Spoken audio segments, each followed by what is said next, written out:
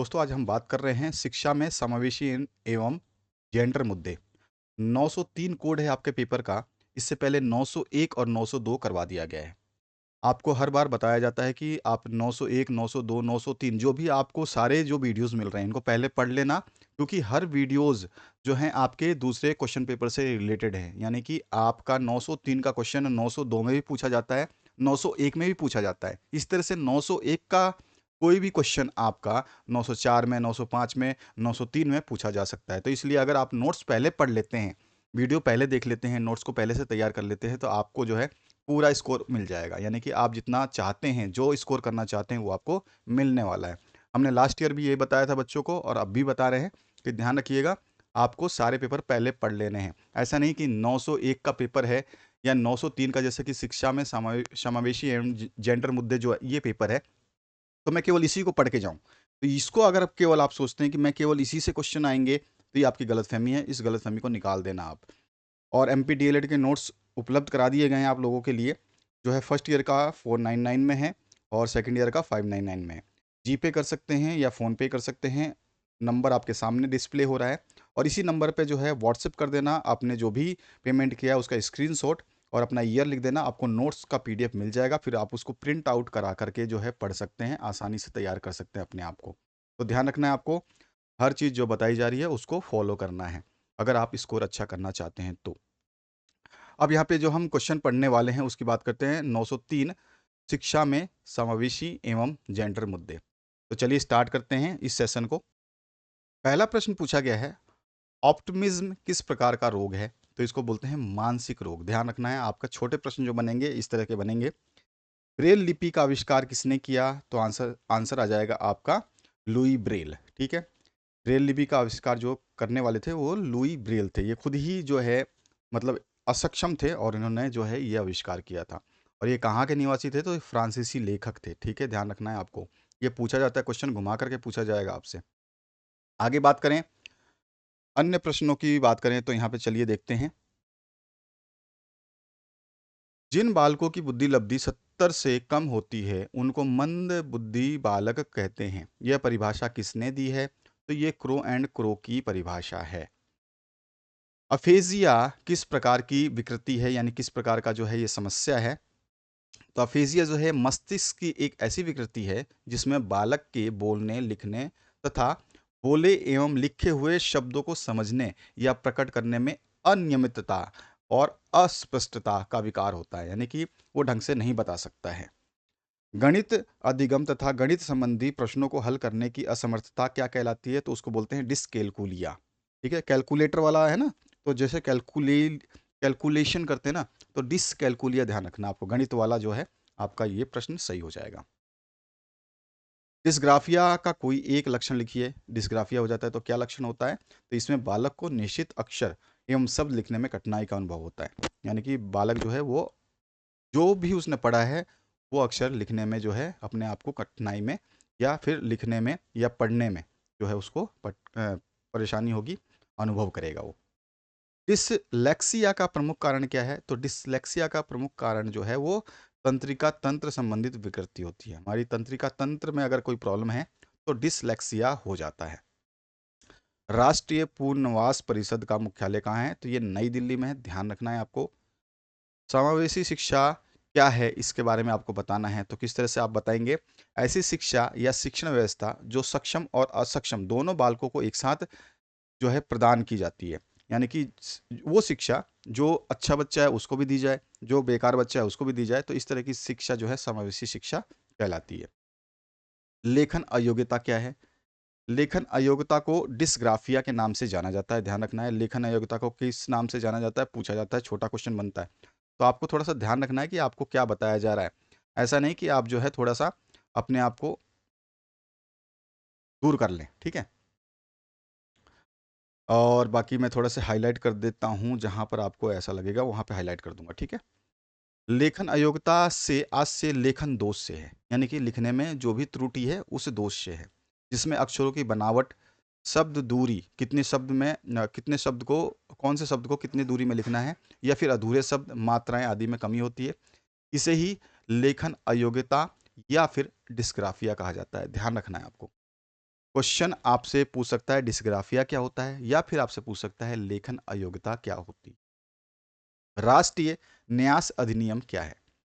सन 1999 में विकलांगता के लिए एक अधिनियम का निर्माण किया गया, जिसमें लकवा, मानसिक मंदता या किसी भी प्रकार की विकलांगता से ग्रसित, क्योंकि विकलांगता बहुत सारे प्रकार की होती हैं, उन व्यक्तियों की सुरक्षा के हित में कार्य करना राष्ट्रीय न्यास अधिनियम कहलाता है। तो ये चीज़ आपको थोड़ा सा ध्यान रखना है।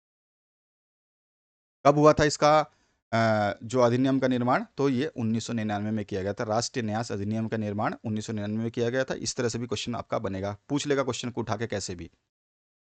विकलांगता क्या है, तो ऐसे दोष जिसमें व्यक्ति शारीरिक या मानसिक रूप से असक्षम होते हैं, ऐसी स्थिति को विकलांगता कहते हैं। वो मानसिक स्थिति हो या फिर शरीर में कोई दिक्कत हो, अपंगता हो, हाथ काम नहीं कर रहा हो, पैर काम नहीं कर रहा हो, या कुछ भी, आपकी आंख काम नहीं कर रहा हो, तो इस तरह की विकलांगता जो है, ये सारी की सारी जो है इसमें आ जाती है, चाहे वो मानसिक हो या शारीरिक हो। ये ध्यान रखना है, शारीरिक हो या फिर वो मानसिक रूप। ठीक है। CWSN का फुल फॉर्म बताइए, इसका क्या अर्थ है, आप बता सकते हैं। तो children with special needs, CWSN, children with special needs. ठीक है, इसका अर्थ होता है विशेष आवश्यकता वाले बच्चे। ठीक है, आगे बढ़ते हैं। नेक्स्ट क्वेश्चन पूछा गया जो आपसे, अधिगम अक्षमता से क्या आशय है, मतलब सीखने की अक्षमता से क्या आशय है।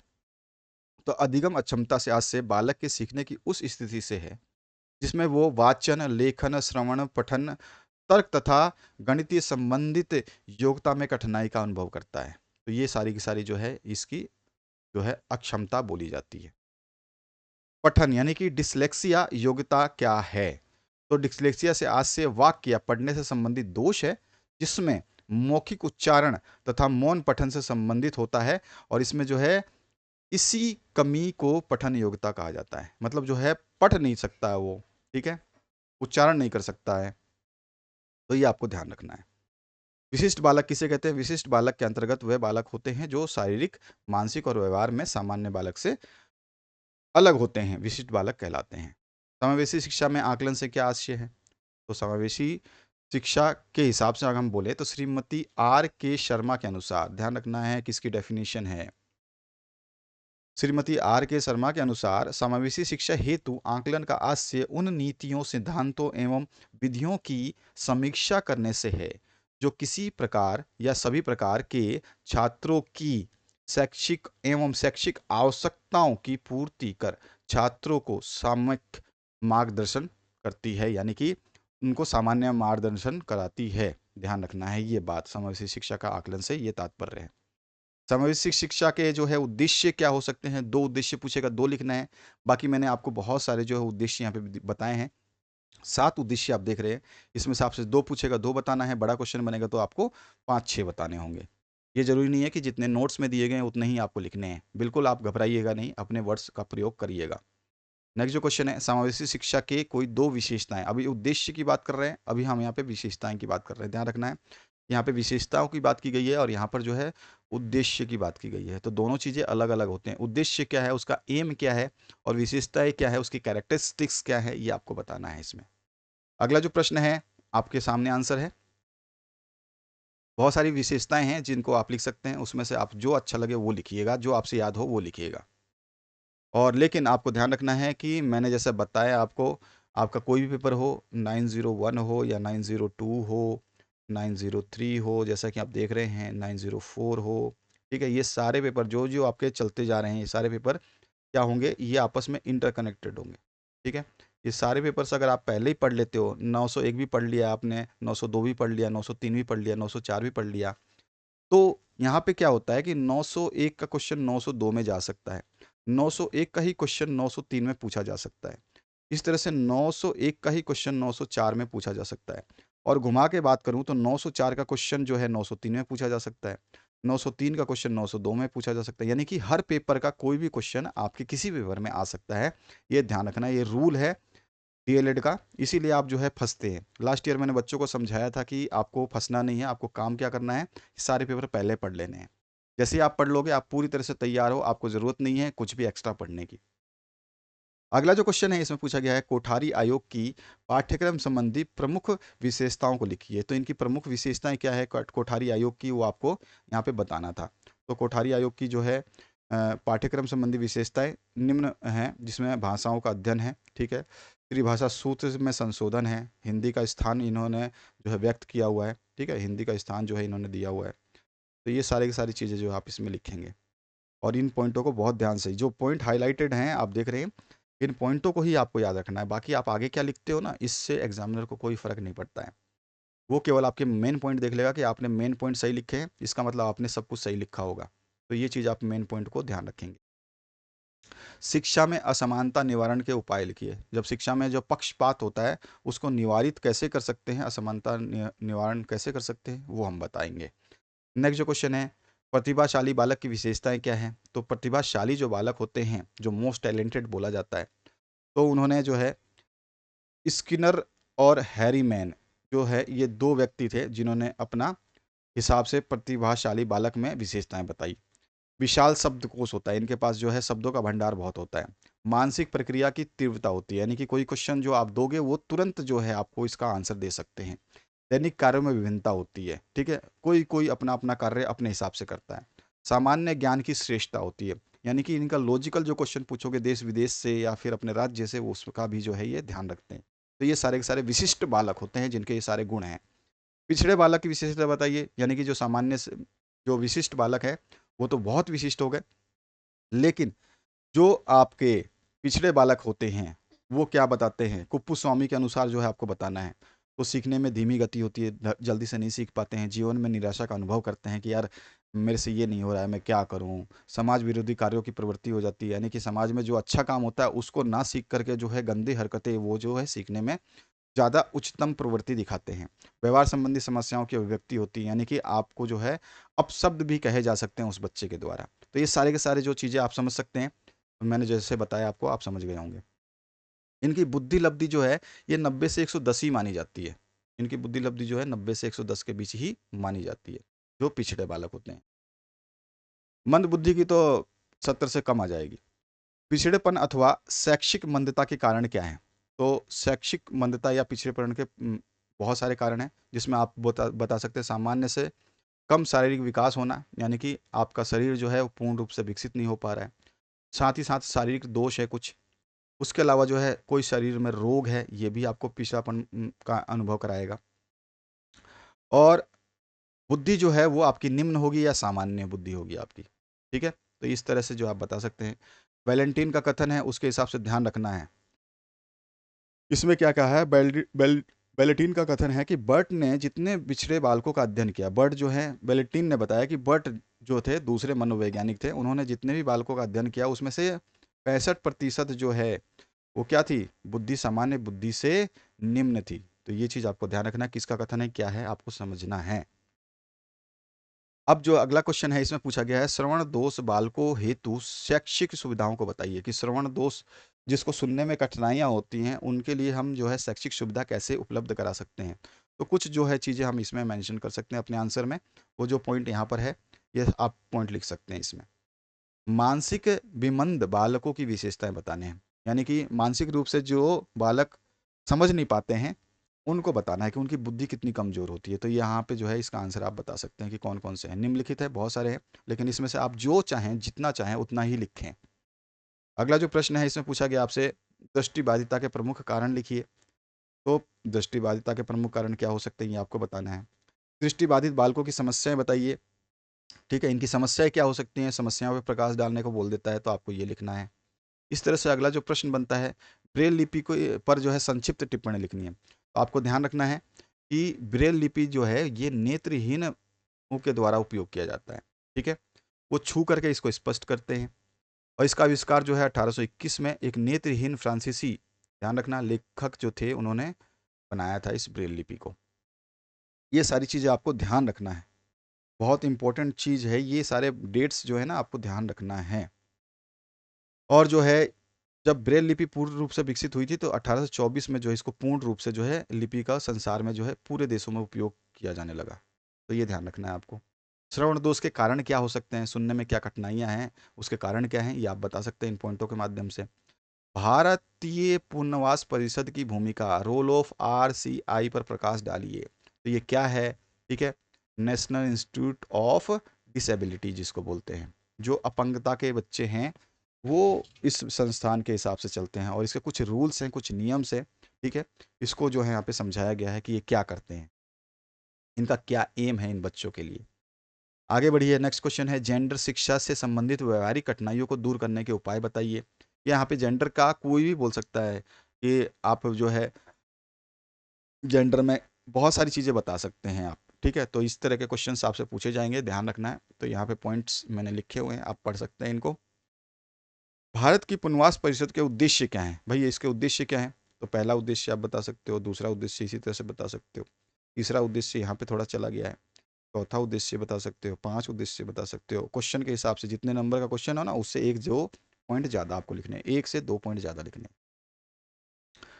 निम्नलिखित प्रश्नों के उत्तर जो है एक शब्द एक वाक्य में पूछा जाता है। विश्व विकलांगता दिवस कब मनाया जाता है? तो याद रखना है आपको, ये 3 दिसंबर को मनाया जाता है। भारतीय समाज किस प्रकार का है? तो ये पुरुष प्रधान, यानी कि पुरुषों को मान्यता ज़्यादा दी जाती है। समाज में बालिकाओं के प्रति किस प्रकार की सोच है? तो नकारात्मक सोच है कि वो घर का काम ही कर सकती हैं, बाहर नहीं जा सकती या बाहर का काम नहीं कर सकती।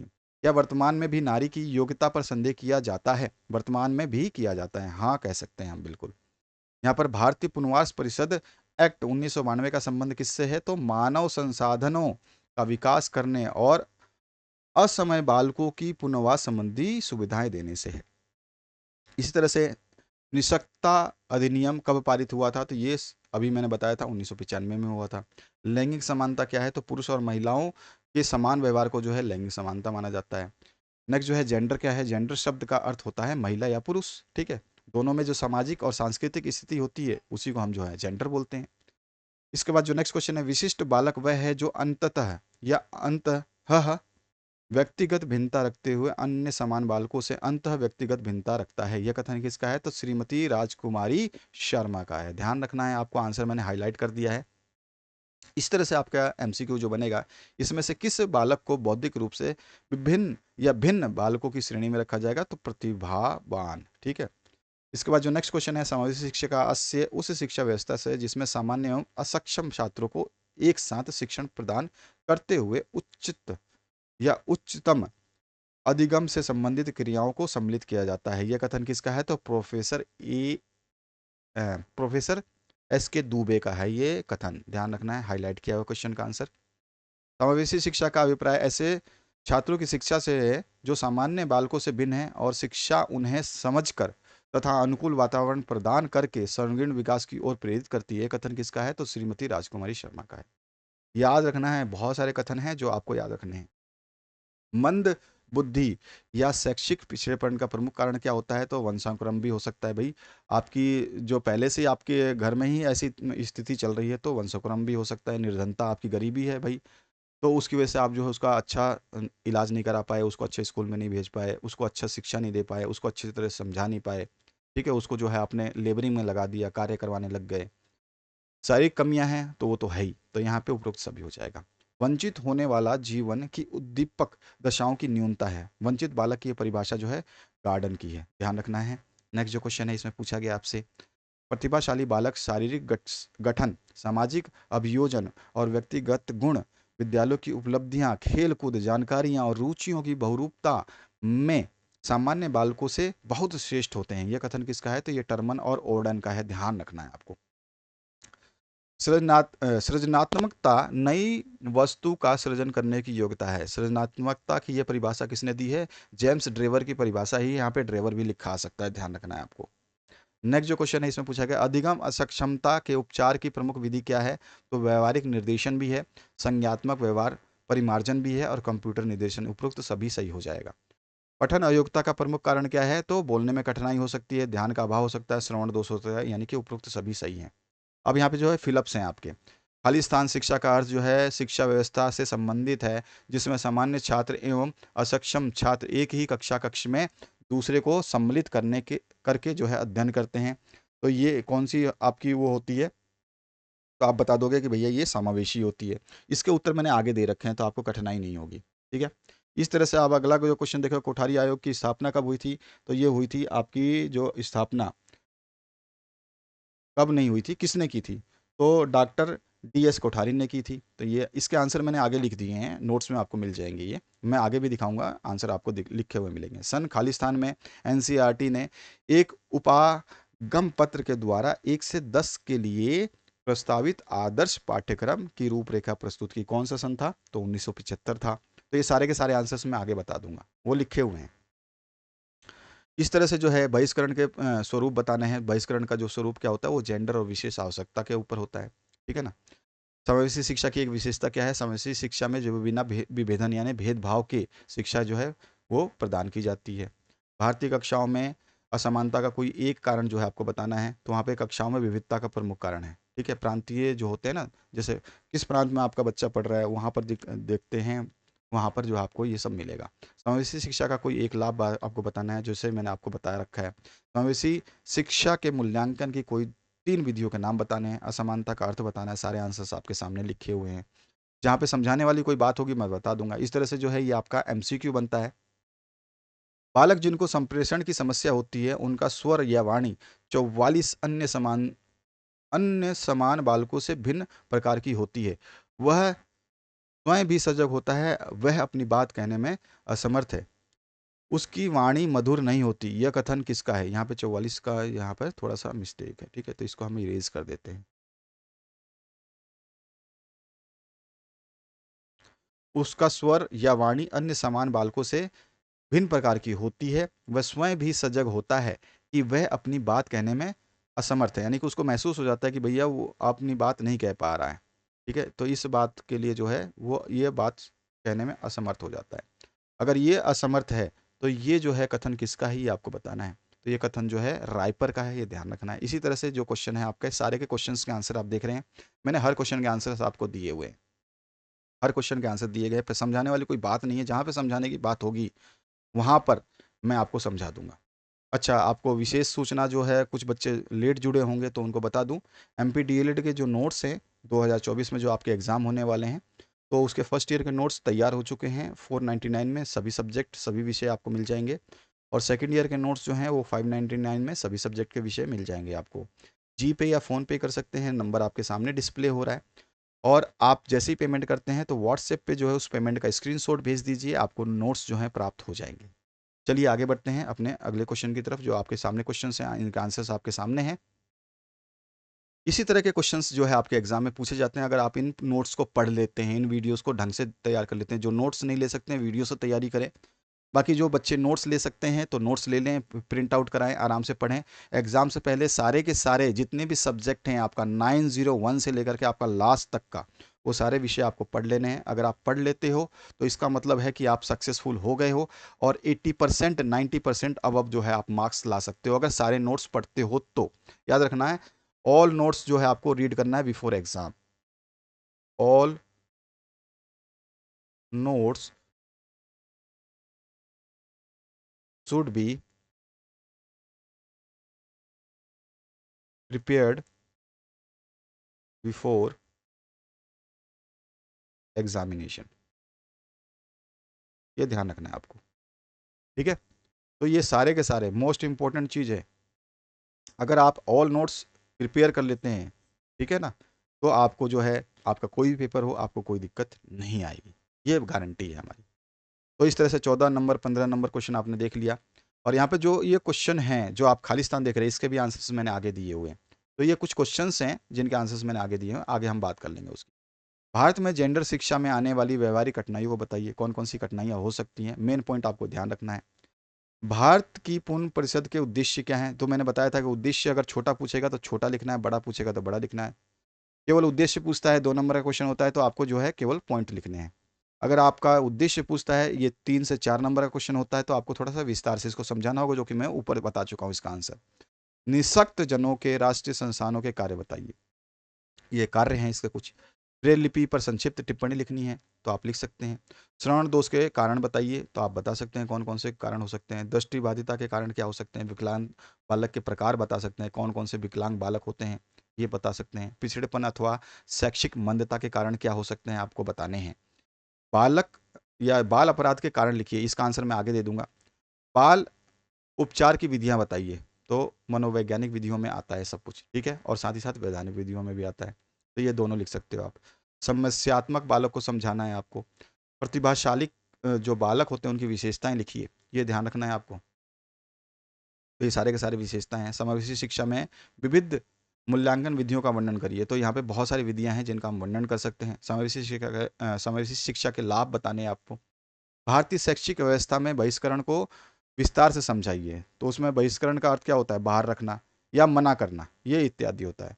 वर्ग के आधार पर बहिष्करण होता है, क्योंकि उच्च वर्ग का है तो वो अलग होगा, मध्यम वर्ग का है वो अलग होगा, निम्न वर्ग का है अलग है। अपनी स्टोरी आप अपने बना सकते हैं, पॉइंट आपको यही लिखने हैं। जेंडर के आधार पर बहिष्करण हो जाता है कि पुरुष है और स्त्री है, ठीक है, बालक है या फिर बालिका है। तो ये आप जो है अपने हिसाब से भी लिख सकते हैं। पॉइंटों का आपको ध्यान रखना है। विशेष आवश्यकता वाले बच्चों का प्रकार बताइए। तो ये सारे के सारे बच्चों के प्रकार हैं। समावेशी शिक्षा का अर्थ, विशेषताएं, उद्देश्य लिखिए। तो आप इसका भी बता सकते हैं, जो कि मैं आगे ऑलरेडी बता चुका हूँ अलग से क्वेश्चन बना के, कि समावेशी शिक्षा का अर्थ क्या होता है, उसकी विशेषताएं क्या होती हैं और उसका उद्देश्य क्या है। ये तीनों चीज़ें मैं करवा चुका हूँ आपको, है ना, इसी नोट्स में। समावेशी शिक्षा व्यवस्था आधारित होती है, किस पे होती है? बाल केंद्रित है, बालकों पे जो है केंद्रित होती है, बच्चों पे केंद्रित होती है। इसी तरह से अगला जो है आपका एमसीक्यू बनेगा। तो आंसर मैंने हाईलाइट किया हुआ, ये एमसीक्यू है इसका आंसर। अब देखिए यहाँ पर, देखिए कई बार तो आपको क्या दे देता है, ऑप्शंस दे देता है कि भैया यहाँ पे ऑप्शंस है, इसमें से एक भरिए। कई बार ऑप्शंस नहीं देगा, एग्जामिनर के ऊपर है। ब्लूप्रिंट जो है आपका, वो ब्लूप्रिंट तो सेम रहेगा, लेकिन ध्यान रखिएगा कि ब्लूप्रिंट में ये नहीं बताएगा कि आपको ऑप्शन मिलेगा या नहीं मिलेगा। तो गारंटी नहीं है कि आपको ऑप्शन दिया जाए, और गारंटी ये भी नहीं है कि आपको ऑप्शन नहीं दिया जाए। तो दोनों ही कंडीशन है, आपको इसीलिए ढंग से थोड़ा सा तैयार करना है अपने आप को। तो ये सारे के सारे आंसर्स मैंने दिए हुए हैं।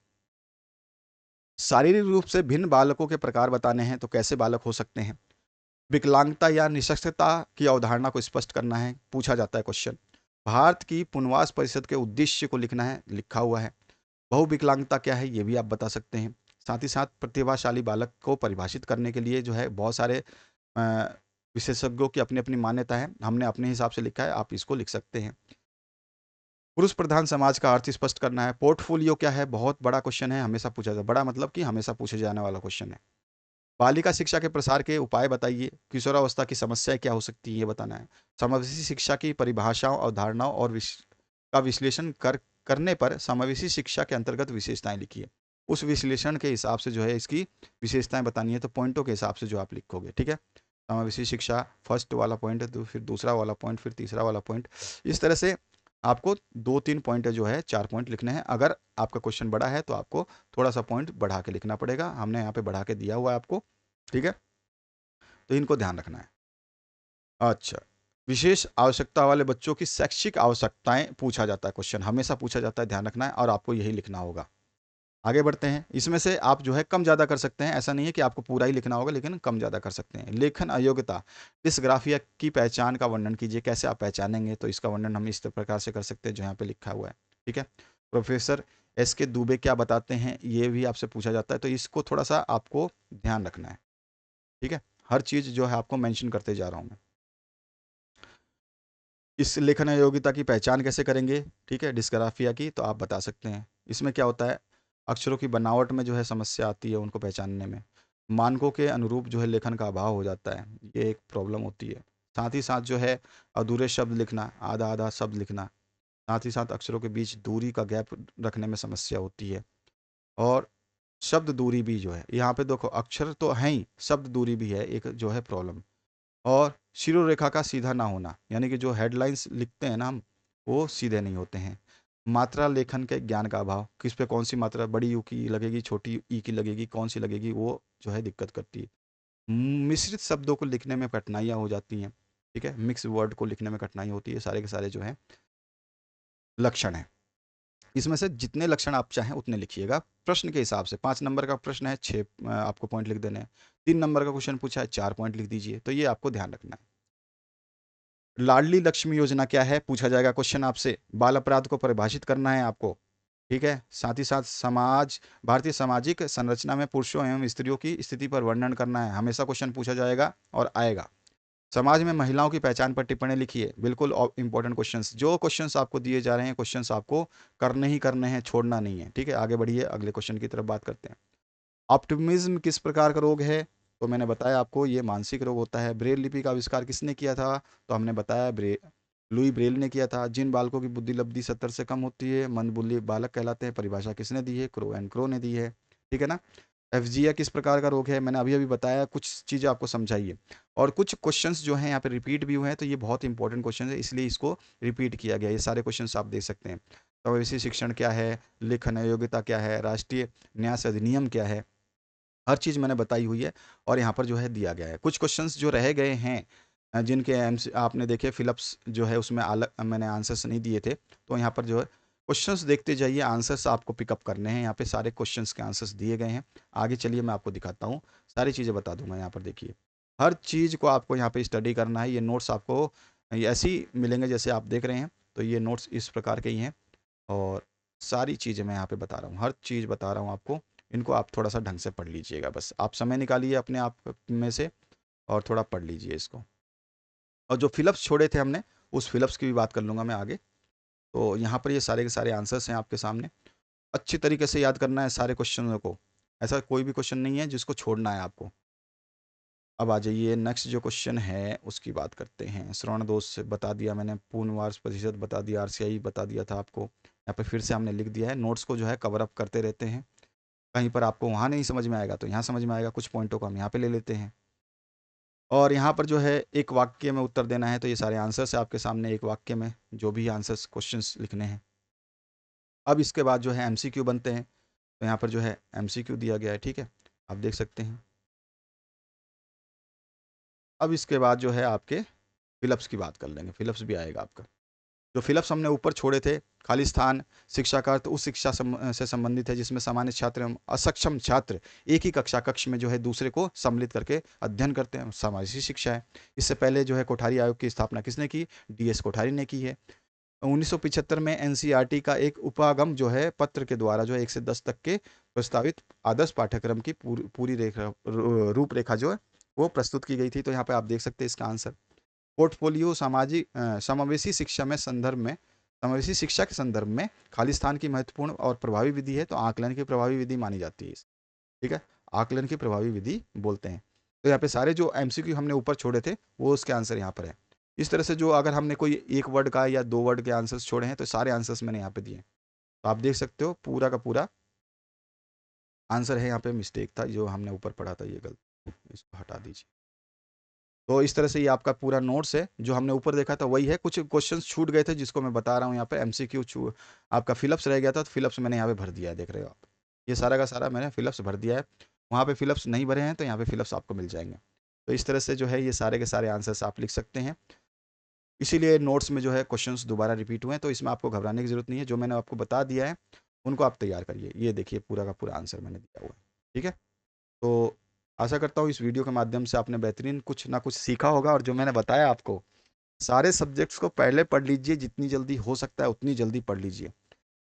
केवल आपके पास 2 महीने हैं, 2 महीने के अंदर अंदर आपके एग्ज़ाम जो है स्टार्ट होने की जो प्रस्तावित शेड्यूल है वो जारी कर दिया जाएगा। ज़्यादातर आपका एग्ज़ाम चांसेस है कि आपके जुलाई तक जाए। और जुलाई में अगर नहीं हो पाया, इलेक्शंस के चक्कर में जुलाई में नहीं हो पाया, तो फिर आपका ये अगस्त में होगा। अगस्त से आगे नहीं जाता कभी भी। तो आपको ध्यान रखना है, जुलाई और अगस्त जो है आपकी डेट शीट आ जाएगी। इसी इसी मंथ में जो है आपके एग्ज़ाम कंडक्ट करा दिए जाएंगे। तो इन सभी वीडियोस को पढ़ लें। ये जो क्वेश्चंस हैं मैंने आपको पहले ही करवा दिए हैं, ऊपर ही करवा दिए थे इस वीडियो के माध्यम से। तो ये सारे के पॉइंट्स जो है आप लिख सकते हैं। ये सब कुछ जो है मैंने दिया हुआ है, बहुत विशेष रूप से तैयार किए गए हैं। जो इन सभी को अगर आप पढ़ लेते हैं समय से पहले, 901 हो, 902 हो, 3 हो, 4 हो, 5 हो, जो भी आपके सब्जेक्ट हैं उनको अगर आप समय से पहले पढ़ लेते हैं तो विश्वास कीजिएगा आपका स्कोर 80% से ऊपर जाएगा, 90% से ऊपर जाएगा। तो अगर आपको अच्छा लगता है, समझ में आता है, तो आप वीडियो से पढ़ लीजिए। अगर आपको दिक्कत होती है तो आप नोट्स ले सकते हैं। नोट्स लेने का माध्यम मैंने बताया हुआ है, ये रहा आपके सामने स्क्रीन पे, आप देख सकते हैं। नोट्स कैसे लेना है, फर्स्ट ईयर का नोट्स जो है 499 का है, सेकंड ईयर का नोट्स जो है 599 का है। जी पे या फ़ोन पे कर सकते हैं, नंबर आपके सामने डिस्प्ले है। और इसी नंबर पे व्हाट्सएप कर देना है आपको। अपना जो पेमेंट किया है उसका स्क्रीनशॉट भेज दीजिएगा और नोट्स जो है आपको इमीडिएट प्राप्त हो जाएंगे। हाथों हाथ आपको नोट्स प्राप्त हो जाते हैं। Thank you very much, have a good day. अगले लेक्चर के लिए हम नेक्स्ट डे मिलेंगे। जिसमें आपका नेक्स्ट सब्जेक्ट हम डिस्कस करेंगे। Thank you very much, have a good day. जिसको सारे सब्जेक्ट अभी से चाहिए, जिनके वीडियोस हमने नहीं बनाए हैं, तो वो ले सकते हैं इस ऑनलाइन पेमेंट के माध्यम से पूरे नोट्स को, और प्रिंट आउट करा के पढ़िए, एक एक चीज़ को अंडरलाइन करिए, हर डेट को, जैसे मैंने यहाँ पे समझाया आपको कि इस डेट को आपको ध्यान रखना है, इस नाम को आपको ध्यान रखना है, इसकी परिभाषा ध्यान रखनी है। अगर ये चीज़ें आप जो है कन्फर्मली अभी से करते हैं, तो अब मैं विश्वास करता हूँ कि 2 महीने में आप जो है इन नोट्स को कम से कम 2 से 3 बार रिवाइज कर चुके होंगे। और 2 से 3 बार रिविजन का मतलब होता है कि आप जो है पूरी तरह से परिपक्व है, यानी तैयार हैं, और जो है आप अपने एग्ज़ाम में 90%, 85%, 86% जो कि रिजल्ट नहीं आता था डीएलएड में, अब हमने इसको सरल बना दिया अपने नोट्स के माध्यम से। अब जो है बच्चे इतना आसानी से स्कोर कर पा रहे हैं। तो विश्वास करता हूँ कि आप लोग जो है वीडियो को ढंग से देखेंगे। जो बच्चे नोट्स नहीं ले सकते हैं, जो बच्चे नोट्स ले सकते हैं, वो अभी से एडवांस में नोट्स ले सकते हैं, वीडियोस बाद में आती रहेंगी। बाकी एमसीक्यूज़ के जो इंपॉर्टेंट वीडियोस हैं वो भी आएंगे, वो आपके एग्जाम से कुछ दिन पहले आएंगे। जब आपकी डेट शीट लागू हो जाएगी या जारी कर दी जाएगी, तो आपको एमसीक्यू बता दिए जाएंगे, छोटे प्रश्नों के उत्तर बता दिए जाएंगे, और भी जो प्रश्न हैं जो आपके बन सकते हैं इधर उधर से, तो उनको भी मैं यहाँ पे बता दूंगा। और वो वीडियो छोटी छोटी होंगी, 10 मिनट की, 15 मिनट में आपको सब कुछ मिल जाएगा वहाँ पे। तो आशा करता हूँ इस वीडियो के माध्यम से आपने कुछ बेहतरीन सीखा होगा, और आने वाले समय में अपनी तैयारी आप बेहतरीन कर पाओगे।